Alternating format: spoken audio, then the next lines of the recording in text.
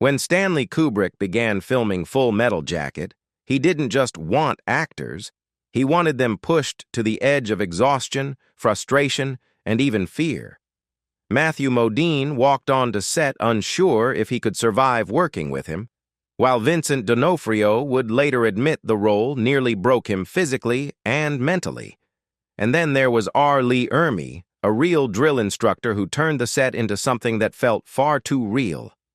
Decades later, the cast has finally opened up about what actually happened behind the scenes and why this production was unlike anything Hollywood had ever seen. Kubrick's control. The environment was the experiment. From the very beginning, Stanley Kubrick approached Full Metal Jacket with a level of control that went far beyond traditional filmmaking. He wasn't interested in simply recreating war, he wanted to simulate the psychological pressure of it. That's why he made a decision that confused nearly everyone involved. Instead of filming in Vietnam or even somewhere visually similar, he kept the entire production in England. This wasn't about convenience, it was about absolute control over every detail. Kubrick transformed Bac Ninh Gas Works, an abandoned industrial wasteland, into a devastated Vietnamese city. This wasn't a simple set build. Over 2 months, buildings were partially demolished, debris was carefully arranged, and entire streets were redesigned using more than 6,000 reference photos from the Vietnam War. Around 200 palm trees were imported from Spain, along with thousands of artificial tropical plants, just to make the illusion convincing. The result wasn't a clean Hollywood version of war, it was chaotic, dirty, and disorienting. Actors didn't have to imagine destruction, they were standing inside it. But the physical environment was only one part of Kubrick's method. What truly unsettled the cast was how he structured the filming process itself. Instead of beginning with the boot camp scenes, the logical starting point for the story, Kubrick chose to shoot the Vietnam battle sequences first.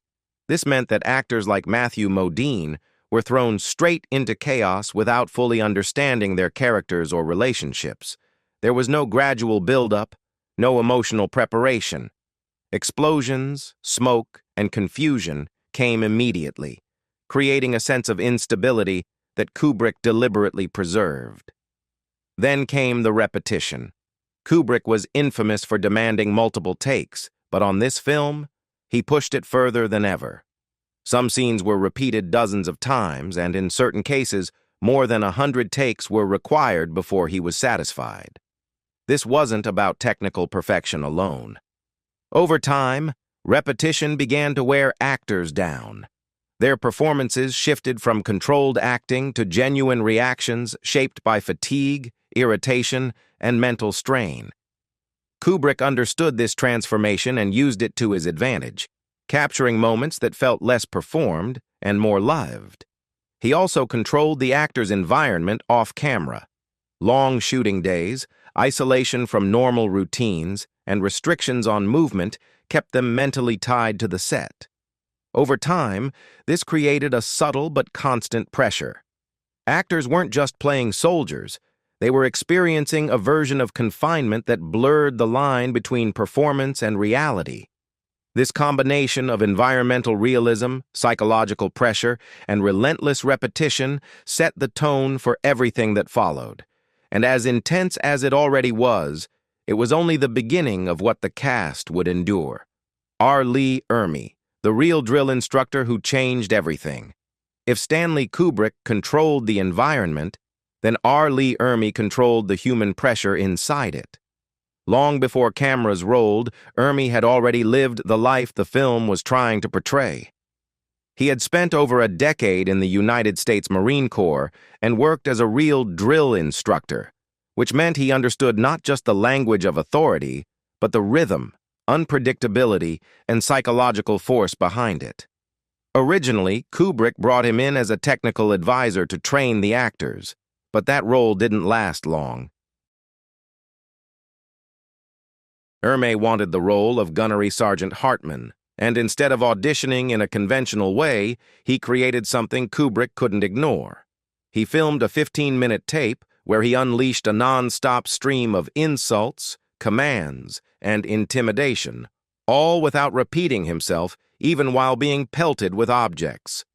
The intensity wasn't rehearsed, and that was exactly what made it convincing. Kubrick immediately understood that no trained actor could replicate that level of authenticity, and the role was his. Once filming began, Ermey didn't switch into character. He extended who he already was. The actors playing recruits were deliberately kept away from him before shooting, so their first real interaction with Hartman happened on camera. That decision changed everything. When Ermey began shouting, it wasn't a performance they had rehearsed against. It was something they had to react to in real time. He delivered lines rapidly, aggressively, and often unpredictably, forcing the cast to stay mentally alert just to keep up.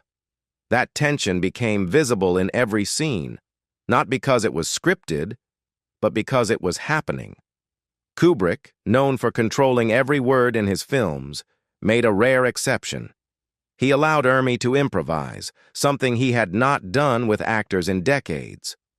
Over the course of production, Ermey created roughly 150 pages of insults and dialogue, and about half of what appears in the final film came directly from him.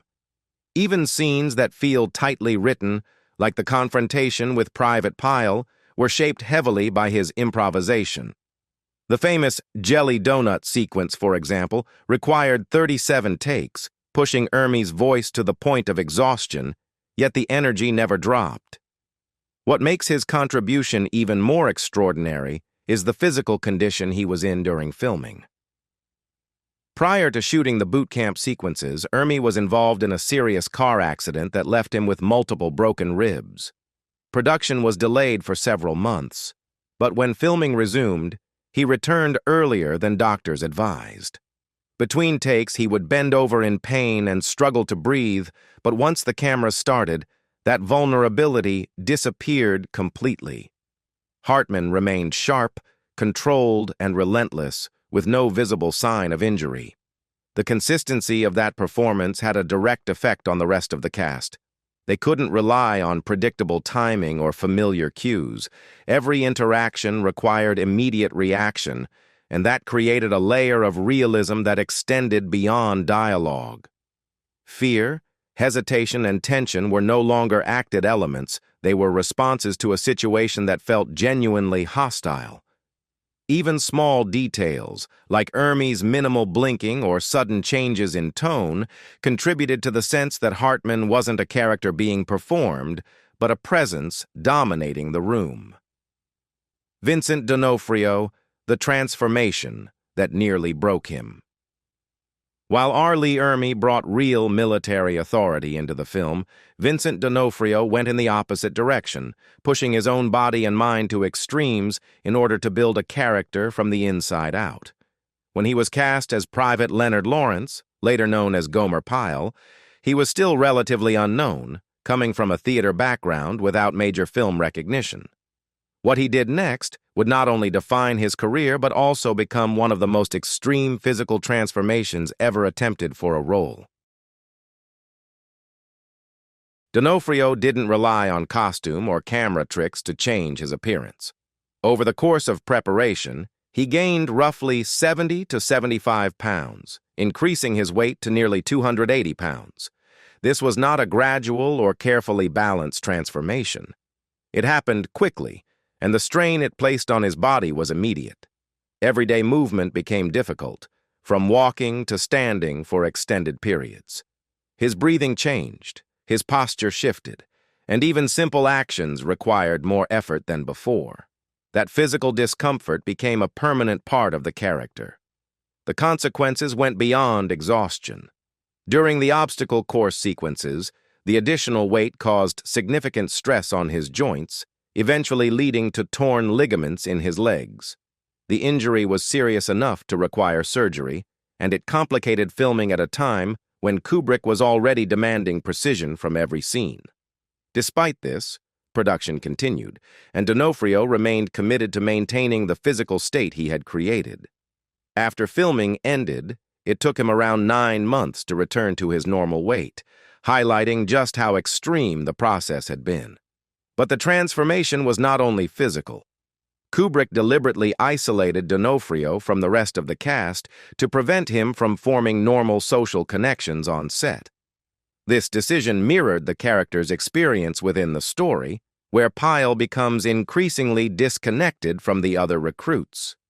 Without that support system, D'Onofrio had to carry the emotional weight of the role alone. Over time, that isolation began to affect his mental state.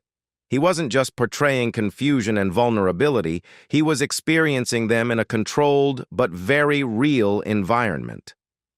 The impact of this approach becomes most visible in the later boot camp scenes, particularly as Pyle's behavior starts to shift. The progression from awkward recruit to someone under severe psychological strain feels gradual and unavoidable, not because of scripted cues, but because the performance reflects a sustained period of physical discomfort and emotional pressure. D'Onofrio stayed in character even when cameras were not rolling, limiting normal interaction with other actors and maintaining the internal state required for the role. One of the most demanding sequences in the film, the barracks confrontation, required an extended period of preparation. Lighting setups alone took days to finalize, and each detail had to align with Kubrick's expectations. By the time filming began, D'Onofrio was already physically exhausted, mentally isolated, and deeply immersed in the character. That combination produced a performance that feels controlled on the surface but unstable underneath, which is exactly what Kubrick was aiming to capture. Even years later, D'Onofrio has described the experience as both defining and difficult to recover from. The process of stepping away from the character after filming was not immediate. His body had to readjust, and his mental state needed time to return to normal. What appears on screen as a carefully constructed character arc was, in reality, built from months of sustained pressure, discomfort, and isolation. Matthew Modine, The Diary, the Pressure, and the Quiet Resistance.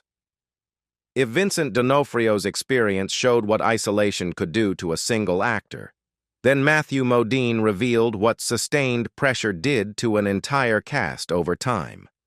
As Private Joker, he was positioned at the center of the story, but off-camera, he was also one of the few actors actively documenting what was happening. From early in production, Modine began keeping a detailed journal, writing down daily experiences, emotional reactions, and observations about Kubrick's methods. What started as a personal coping mechanism eventually became a historical record of one of the most demanding film productions in modern cinema. The pressure he recorded was not abstract. It came from a combination of long shooting schedules, repeated takes, and the constant expectation that every moment had to meet Kubrick's exact standards. Scenes were not simply rehearsed and completed. They were revisited again and again until exhaustion began to influence behavior. Modine described moments where frustration built to the point that actors struggled to maintain focus. Yet those exact conditions often produced the reactions Kubrick wanted. The line between performance and genuine emotional response became increasingly difficult to define. Outside of filming, Modine's personal life was moving at a completely different pace. During the extended production, he got married, his wife became pregnant, their child was born, and that child reached the age of 1 before filming was finished. This overlap between personal milestones and an intense professional environment created a unique kind of strain.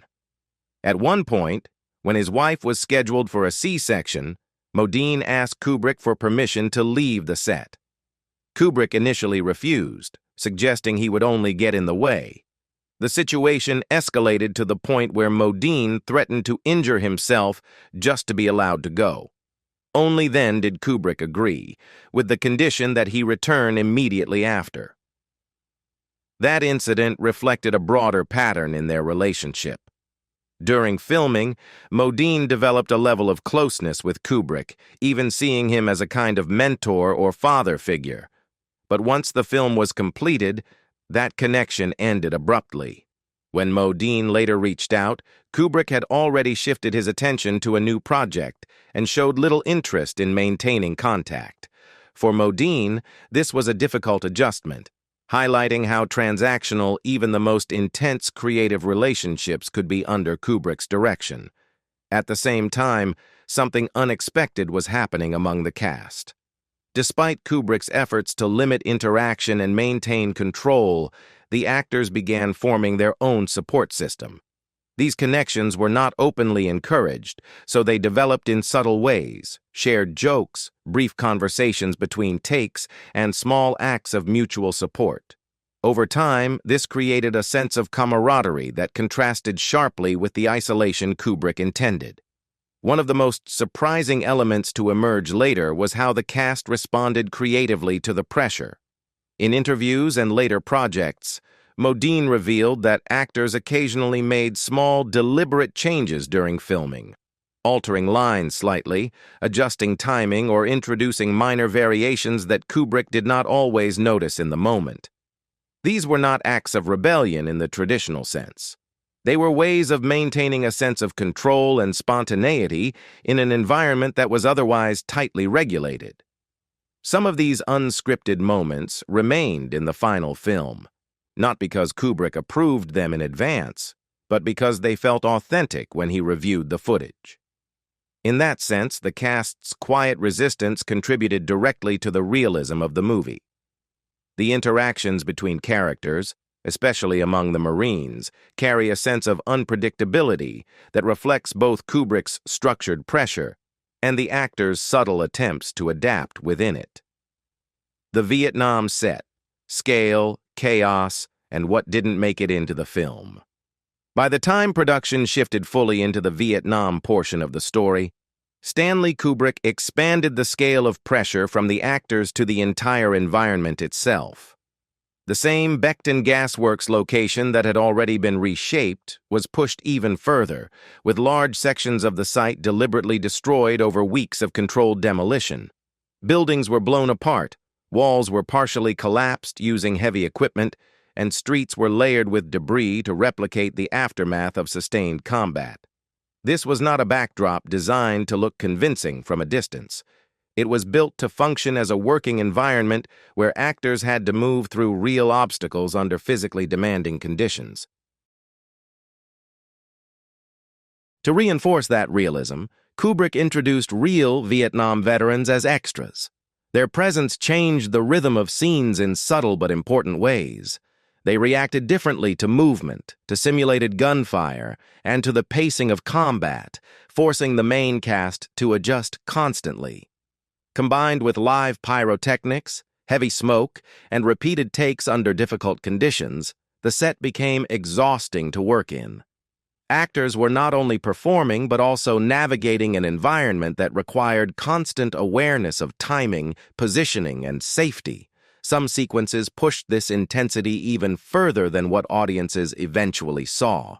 According to cast accounts, certain scenes were removed because they were considered too overwhelming or disrupted the tone Kubrick wanted to maintain.